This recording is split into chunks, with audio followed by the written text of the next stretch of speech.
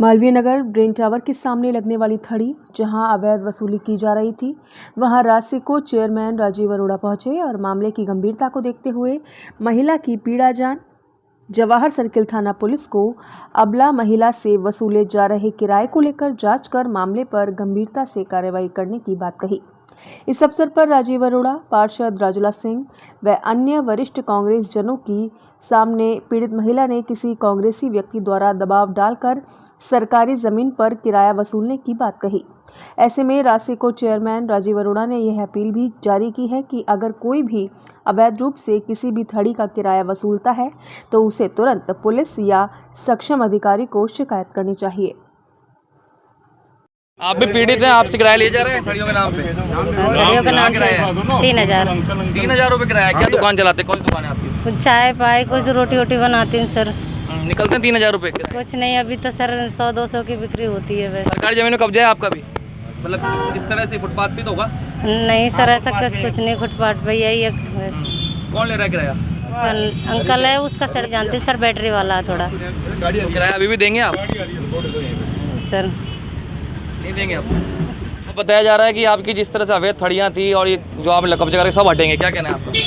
देखो, मैं ये कहना है कि चलो ठीक है, सब हटेगी, लेकिन एक बात बताओ, जो गरीब लोग, मजदूर लोग कमाने खाने के लिए आता है, उसको क्यों ऐसा किया जाता है? चलो ठीक है, ठेला लेके ही अपना कमाओ को, फिर उसके बाद चले जाओ घर, वो सही है। लेकिन ठीक है, आप लोग चाहते हो हटाने के लिए, मतलब आप मानते हैं कहीं ना कहीं गलत तो है ना? ये गलत है। गलत क्यों नहीं? गलत है, इस चीज़ के लिए गलत भी ठहरी, हर चीज़ की मेरी, सब चीज़ मेरी, हर चीज़ के क्यों मतलब टॉर्चर क्यों किया जाता है? किराए के लिए क्यों परेशान किया जाता है किसी चीज़ के लिए? बंदे को हमने किसी चीज़ के लिए वो करते हैं, हम रिक्वेस्ट मांगते, बाबूजी करके हाथ जोड़ते, तब भी हमें टॉर्चर किया जाता है। इस चीज़ के लिए क्यों किया जाता है टॉर्चर? आप रो रहे हैं, भावुक हो रहे हैं, कल भी रो रहे थे। कल मैं इसलिए भावुक हो रही थी कि मेरे वो साथ टॉर्चर किया गया हुआ। 11:30 बजे 5-6 लेडीज को क्यों लेके आते हैं लोग, इसलिए मुझे मेरा दिल इतना हो जाता। 11:30 बजे लेके आता है 4-5-6 जने आदमी, तब मेरा दिल इसलिए रोया कि यार सही में गरीब को कोई इंसाफ नहीं है।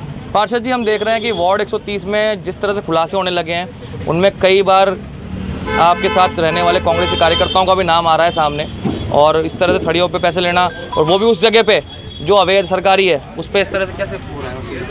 देखिए, जब से मैं पार्षद बनी हूँ, मेरे सबसे ज़्यादा लेटर्स जो गए वो इसी अतिक्रमण और ये जो अवैध निर्माण है, इन्हीं के लिए जा रहे हैं मेरे लेटर्स। अगर मैं लेटर्स की कॉपी निकाल के दूंगी डेट वाइज तो आपको पता चलेगा, लेकिन निगम ने तब सुनवाई नहीं करी। और अब जब ये चीज़ मेरे सामने आई, मेरे हस्बैंड के पास फ़ोन भी आया था कि हमसे ना इन्होंने फ़ोन किया था कि ये जगह है सरकारी ज़मीन के, हम किराए दे रहे हैं 2200 रुपये, तो आप कुछ कीजिए।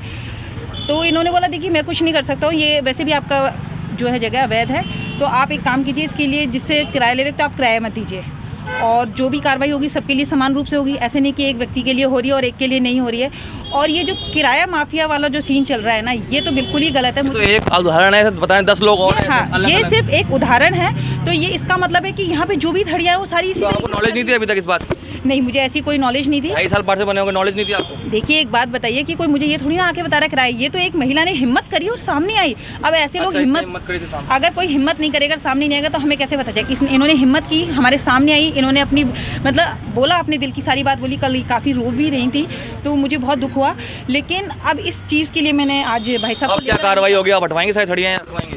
जी, इस पे पूरी कार्रवाई होगी। निगम तो सारी, या तो जितनी भी अवैध हटेंगी, जो किराया माफिया है इसको हटाया जाएगा, क्योंकि ये जो जगह है ना, ये अतिक्रमण के लिए नहीं है। ये आई थिंक अस्थायी जो वेंडिंग जोन है, ये वो है, लोगों ने बना रखा है, वो भी हमारे पास डॉक्यूमेंटेड कुछ भी नहीं है। ये लोग बोलते हैं, वो जो हमने सुना है। बाकी यहाँ पे ये है कि अपने ठेले लेके आओ, सामान बेचो और चले जाओ, इसके अलावा और कुछ भी नहीं है यहाँ पर। सर, हम देख रहे हैं कि एक गरीब महिला अबला जो रोकर अपना दुख व्यथा कर रही थी कि आपके कांग्रेसी कार्यकर्ताओं द्वारा कुछ इनसे किराया लिया जा रहा है, और अब आप मौके पे पहुंचे, क्या आपने बात बोली और क्या कहते हैं?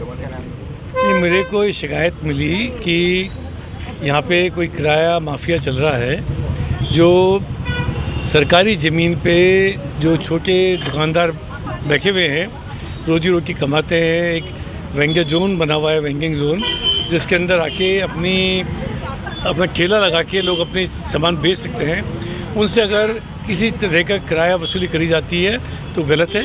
मैंने पुलिस अधिकारियों से बात करी है, स्थानीय अधिकारी यहाँ पे मौके पे आ गए हैं, उन्होंने संज्ञान लिया है, वो इस विषय की जांच कर रहे हैं।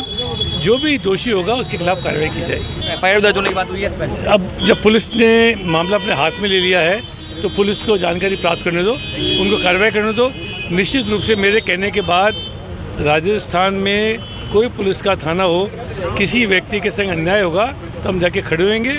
ऐसा किसी ने अन्याय करा तो इसके खिलाफ कार्रवाई होगी। पवन जी, हम देख रहे हैं जब आपका इंटरव्यू लिया था तो आपने कहा था कि थड़ी और ठेले को हटाना बहुत ज़रूरी है, ये बदरंग कर रहे हैं हमारे विधानसभा को, क्या कहना है? देखिए, ठेले और इनकी एक लिमिटेशंस है कि भाई ठेले किस तरह से होना चाहिए, वेंडिंग जोन में किस तरह से लगना चाहिए, लेकिन कहीं ना कहीं जो ये किराया माफिया और ठेला माफिया जो चल रहा है ये बंद होना चाहिए। हम अभी इस महिला की फरियाद सुन के यहाँ आए और हमने देखा और सुना महिलाओं को इस तरह से जो माफिया टॉर्चर कर रहा है वो बिल्कुल गलत है। हम उसके साथ खड़े हुए हैं, अभी पुलिस अधिकारी आए हैं, उनको भी रिपोर्ट की है, तो कहीं ना कहीं ये माफिया बंद होना चाहिए, हम इसके बिल्कुल खिलाफ हैं।